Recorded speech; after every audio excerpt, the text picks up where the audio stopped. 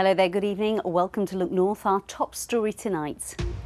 The family of 15-year-old Harvey Wilgoose, killed at school on Monday, thanked the community for their support and paid tribute to him. And he shouted downstairs to us, "I'm going to school, Mum, are you proud of me?" And I went, "Yeah," and I followed him out and he went, "Locked door behind me, I love you." That was his last word. Heartbreaking. Meanwhile, a 15-year-old appeared in court charged with murder. We'll be live in Sheffield with the latest.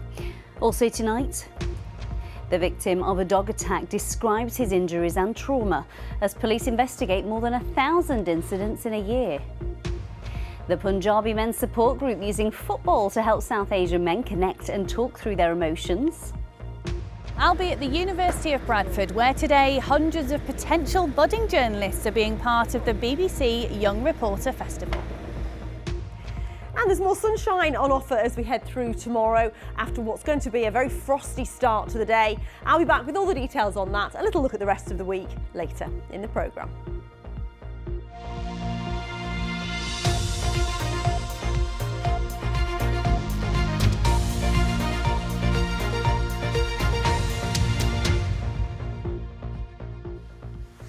I love you.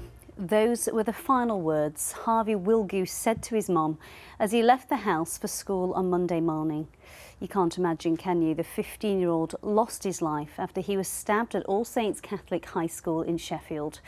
This evening, his parents have spoken exclusively to Look North to pay tribute to their son, who they describe as their best pal who connected with everyone. Today, a teenager appeared at Sheffield Youth Court charged with murder. Ollie Constable has been following the story. He joins me now live from outside Harvey School in Sheffield, and we can see those tributes, those floral tributes, the candles lit. That's really grown, hasn't it, in the last 24 hours, Ollie? It has, Amy. Even in the last few minutes, we've had people coming here to lay flowers and messages as well. There have been lots of tributes that have been paid to Harvey over the last couple of days. This set of flowers only a few yards away from where he was stabbed in school on Monday. The school has been closed since that incident. Flowers have also been laid at Bramall Lane, where Harvey went to go and watch his team, Sheffield United. He was very loved, with his family saying he was the life and soul of the party. Today, his friends, Harvey's mum and dad, have been speaking to BBC Look North. Abby Jayola reports. And he shouted downstairs to us, "I'm going to school, Mum, are you proud of me?" And I went, "Yeah," and I followed him out and he went, "Locked door behind me, I love you." That was his last word. They were brilliant. Brilliant. My best pal.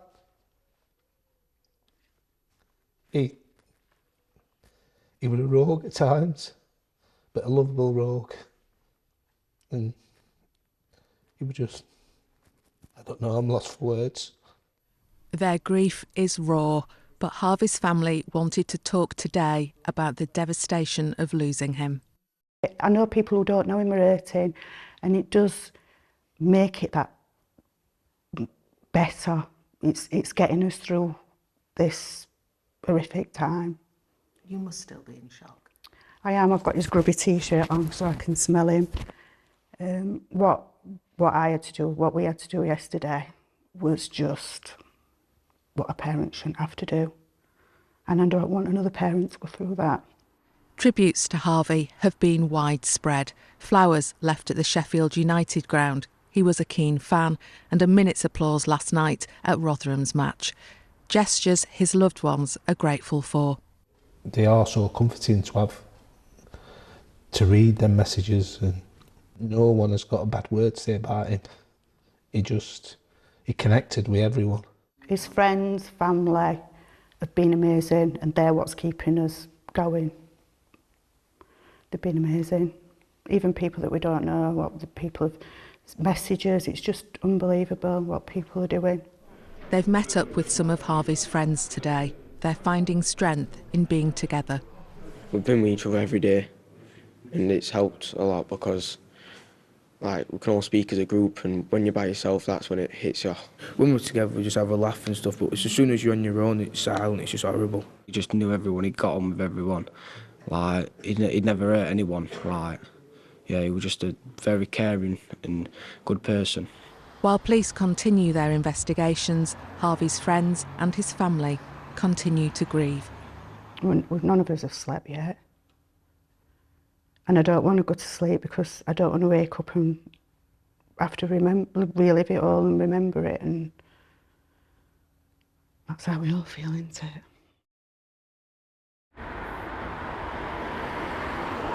Harvey's mum, Caroline, there ending that report. Well, today a 15-year-old appeared at Sheffield Youth Court charged with Harvey's murder. The courtroom had to be moved into the upper magistrates' courts because of the amount of journalists that were there today. It was a fairly short hearing, with the boy only speaking to say his name, his date of birth, his address, and that he understood what the judge was saying to him. We can't name the accused because of his young age, but we did hear some of the details from the prosecution. We heard how Harvey was attacked while on his lunch break at the school behind me. He died after being stabbed twice in the chest with a knife that was described as a zombie or hunting-like knife. The whole attack was recorded on CCTV.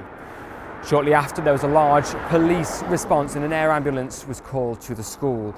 Harvey died a short time later. That 15-year-old has been charged with murder, possession of a blade and affray. He didn't enter any pleas to those charges and he was remanded into youth detention custody ahead of a Crown Court appearance also in Sheffield tomorrow morning. Well, earlier, Sir Keir Starmer started Prime Minister's questions by saying this. I know the whole House will be appalled by the death of a young boy in Sheffield on Monday. Our hearts go out to his family and his loved ones. Knife crime blights our communities and we redouble every step to ensure that young people are kept safe. We've been hearing lots of tributes paid to Harvey, both in person and online, but the judge today warns about the dangers of speculation and how sharing any information which could potentially identify the defendant could prejudice criminal proceedings. The school has been closed for a couple of days, but it reopens to students tomorrow. We've heard from the council tonight about how there will be police both inside and outside the school as they try to help students feel safe. Amy. Holly, thank you. We send our condolences to Harvey's family and thank them for speaking with us today. Next tonight, a man who was attacked by a dog suspected of being an XL bully says he's been too scared to leave his home in Doncaster. Stuart McKay was bitten outside a pharmacy in Beckett Road in December. The attack left him with physical as well as mental scars. Victoria Scher went to meet him. It has taken an enormous amount of courage for Stuart to come back to where he was viciously bitten by a dog thought to be an XL bully. He's barely left the house in 6 weeks. Say I was about here, and then it just totally straight for me, and I ended up laying down on the floor. When the attack happened, it was that quick, as I say, and I tried moving fast as well, but the dog had obviously got hold of my knee. So the first thought was I need to get away. That was it, really. You know, I'm in a dangerous place here. It didn't just give me a nip, it proper sunk its fangs in, like, you know. Stuart is far from the only victim.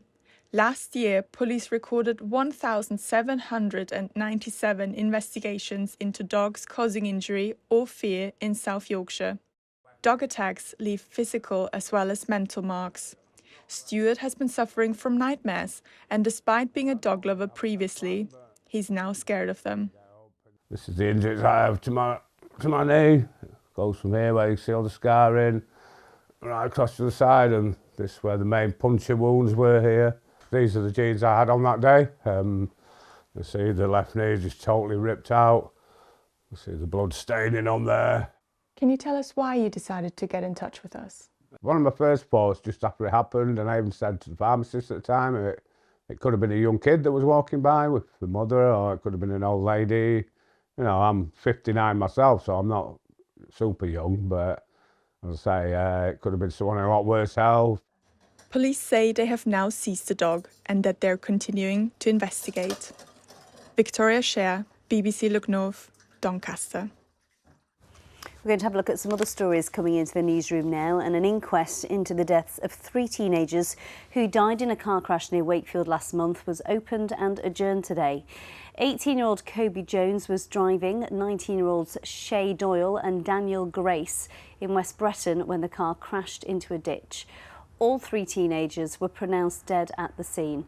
Another passenger sustained life-threatening injuries. The coroner called it a tragic incident. A sex offender from Dewsbury who abused a child in Kirklees over 30 years ago has been jailed today for 20 years. 54-year-old Yusuf Kayat was sentenced at Leeds Crown Court after being found guilty of 17 sexual offences between 1989 and 1992. West Yorkshire Police say Kayat started grooming his victims when she was just 10. Doncaster East and the Isle of Axholme MP Lee Pitcher brought a campaign for better water safety to the Commons today. The MP is proposing a new law called Sam's Law after the death of 16-year-old Sam Haycock, who drowned in the Ully Reservoir near Rotherham in 2021. The law would make vandalism of safety equipment near the reservoirs a criminal offence and calls for open water safety to be taught in schools. Right now, there is nothing in the curriculum to require children to be taught about the dangers of swimming in open water, the different risk it poses from cold water shock, invisible currents and hidden objects in the water. If you want to stop children, especially teenagers, from putting their lives at risk, telling them don't do it or saying it's dangerous just isn't the way forward. The best thing we can do is to empower people, give them the skills and knowledge to recognise risks and understand the dangers for themselves. Singer-songwriter Corinne Bailey-Ray has been made a patron of the Northern School of Contemporary Dance in Leeds. The artist, shown here with the school's CEO Sharon Watson, says she's incredibly honoured and proud to be part of the creative community in her home city. The school says her experience and expertise will bring a fresh new perspective to their work. Now, in recent years, more and more men are realising the value of talking to each other to improve their mental health. But for many men in the Punjabi community, it can often be a challenge. The Punjabi Men's Peer Support Group offers men a space to connect with each other and talk about their emotions, all while having a kick around in a game of footy. Arzu Dutta has been finding out more. Meet the Punjabi Men Peer Support Group. These men meet once every month to socialise, but also to engage in conversation about their mental health. Culturally, this is not something Punjabi men have always been taught to do. But here, in this non-judgmental place, they can have a kick about and talk about the feelings. This is almost making up for something that I didn't have myself, where I felt disconnected from peers. And I don't think it's ever a conversation I would have felt comfortable having with peers, family. And not that they wouldn't have necessarily been open and honest with me about it and supportive, but there's a lot of shame, guilt, being attached to that, and you almost feel as if, well, I've had this fantastic upbringing and I've been afforded these fantastic chances that my grandparents dreamed of. So what have I got to be almost kind of upset or angry or depressed about, really? In Punjabi culture, men are often seen as the strong family figurehead, and whatever their feelings, you don't often hear about them. I've been qualified for 20 years and it's been one Sikh man that I've seen in my career so far, and we know there was a broader need there. Statistics and thinking about visibility, we don't see the numbers as kind of what we know that's happening, so it is something that is hidden. I've had a couple of loved ones passing away last couple of years, and it's hard, but then meeting up with other Punjabi men who think the same as me, it was for me an opening for me in terms of to open about how I feel as well. In one period, working a job that I didn't really enjoy as much anymore, getting out of that space as well, to be honest, was a massive help. And having an opportunity to talk with other people who had gone through similar issues, find out how kind of they went through things. I did go to therapy as well, so that was a massive help as well, and I think that's something that isn't really perceived as positive within the community, but I do think it's slowly changing. The goal here is to make men feel more comfortable talking about their mental health, and these Punjabi men are just a kick away from making that happen here in Yorkshire. Arzu Dutta, BBC Look North, Leeds. What a great idea. Now, this month marks 3 years since Russia launched military action in Ukraine. The action triggered humanitarian activity across the world, with refugee families being welcomed in communities, including here in Yorkshire, as well as aid convoys travelling overland to the war zone. Leeds-based charity Yorkshire Aid Convoy have made a documentary about their latest trip, taking aid to Ukraine. It's called Silent Night and it was made by filmmaker Rhys Durkin. Let's take a look. There were a lot of decisions to make when we decided to go to Kyiv, really. It was a different trip altogether. You're going 800 kilometres further into Ukraine. It is more dangerous. There are potentially a lot more things that could happen to help. Will the common goal of helping people be something we can deliver? Well, Gary Dooley from Yorkshire Aid Convoy and Rhys Durkin, the documentary maker, are with us. It's such a powerful watch, is this documentary. You've been involved for 15 years now, haven't you, Gary? How does Ukraine compare to some of the other places that you've delivered aid to? Well, I guess it's a war zone for a start, so that comes with its own challenges. And just the need is so great for these people, so yeah. And what is it that makes you want to keep going back? Just the feeling that we are making a difference. Every time we go, we see and visit people that we've been to before, so we can see the difference that we've made. So just seeing those people and seeing the welcome that we get is fantastic. Rhys, this is your first documentary. You're only 24. Why did you choose this particular subject matter? Because it's a real challenge out there, isn't it? Yeah, I think it's a war that's close to home, and the work that Yorkshire Aid Convoy do is amazing, and it's a story that needs to be told, I think. And for you, how was the whole experience of going out there and being on the ground? It was a really weird experience. It's a city just like Leeds is, or any city in Europe, but then there's destroyed buildings, and the civilians there are going through a lot. You know, there's air raid sirens every day, so it's yeah, it's a difficult thing to film sometimes. Yeah, I'm sure it is. Gary, in this documentary, we saw that you were at a children's hospital and it got bombed, didn't it, 2 months after your visit? Yeah, all of us as volunteers just couldn't really believe that we were stood, you know, literally in the place where that missile struck, and you know, for someone to bomb a children's cancer hospital is just unspeakable, really. So as soon as we saw that had happened, we got in touch with our sort of donors and a network, and we managed to get 7 operating theatres to take out there on our next trip. Very briefly, how important is Yorkshire support? Because it's really close to home what you do, isn't it? Yeah, much of our network are the Yorkshire businesses that support us, and in fact a lot of these Yorkshire businesses, they end up coming with us. You know, they're desperate to get involved. First of all, they start off by donating gear, but then they want to come on the trip and see it for themselves. Well, it's a really emotional and a really informative watch, so well done to both of you and keep up the good work. Thank you. And you can watch that documentary Silent Night, Convoy to Ukraine, on YouTube now.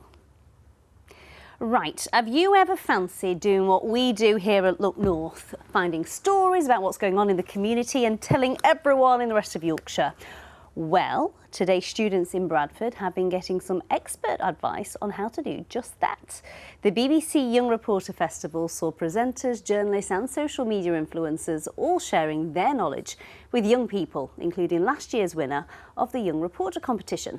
Beth Parsons can tell us more. Welcome to the BBC Young Reporters Festival. We're here at the University of Bradford today. Hundreds of potential budding journalists are getting tips and tricks into the world of being a news reporter, hoping to take their skills to the next level. We asked under 18s to pitch their story ideas, and the winner for last year from Sheffield was Isabella Marino Garçon. Now I'm going to go and chat to her in a second, but first have a look at the piece she did for us. Now Isabella's story is about food waste and how we're throwing perfectly good food in the bin, but people in our region are trying to tackle it. I'm going to go and see if I can find her to have a chat, but first, Isabella, take it away. I've been to visit Fairshare in Barnsley. They receive donations of food from manufacturers that would otherwise have gone to landfill. The reasons why it doesn't make it to a supermarket shelf can be any number of things. So it could be that something's been mispackaged, mislabelled. It could be slightly overweight or underweight. So I'll just show you our chiller. So when a company has surplus chilled stock, it could be one item, it could be 100 trays of one thing. Surplus is very unpredictable. And all of this is perfectly good food? It is. It's in date, it's intact, it's perfectly fit for human consumption. And even though the food industry is a really competitive industry, there is a great deal of waste within it. The reason I pitched this story is because food waste is a massive issue that affects everybody. As a Venezuelan, I've seen what food poverty can do to a community, and here I've seen how we can help. FareShare sends the food to projects like this one in Sheffield called Food Cycle. What have you got cooking today? We've got a curry root vegetable soup, mushroom stroganoff and nice warming apple crumble for dessert. Food Cycle depends on its volunteers, who work hard to turn the donations of food into a hearty lunch. I was a nutrition student and really passionate about food waste and food poverty and trying to bring fruit and veg to people that might not have access to it. The scale of the issue is absolutely staggering. The UN estimates that around 10 million tonnes of food is wasted in the UK every single year. It's bonkers, frankly, that in the 6th richest country in the world, you have so much surplus food that is a byproduct of a badly designed food system. And yet there's still also all this food poverty. Every week they host a 3-course meal, helping to tackle food waste while providing a free meal for their guests. Very good. 10 out of 10. 11 out of 10.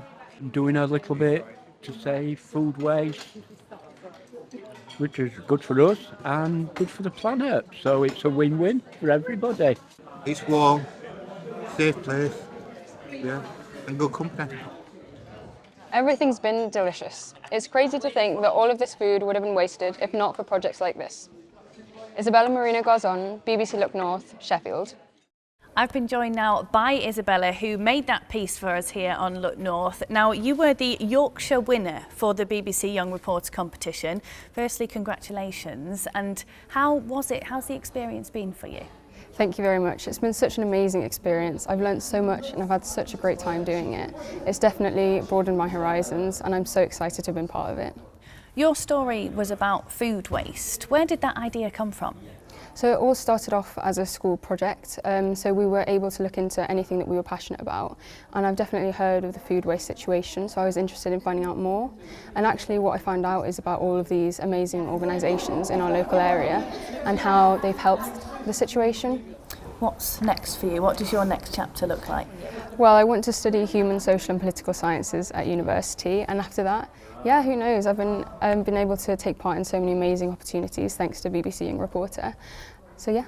Well, thank you very much. Congratulations again. And just before we go, let's have a look at what else has been going on here at the University of Bradford and who else has been getting involved.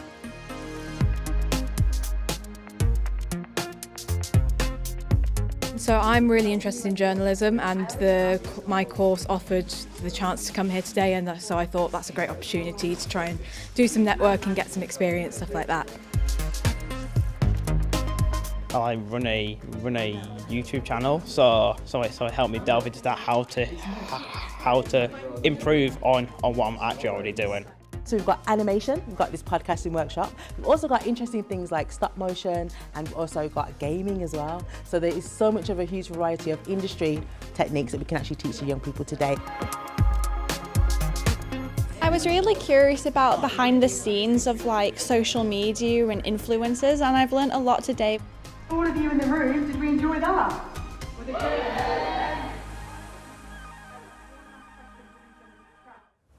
So apparently they invited presenters and journalists to share their expertise. Our invite must have got lost in the spam. Maybe we've got no expertise. There's more to this job than sitting on a sofa and drinking tea, you know, I think. A little bit more.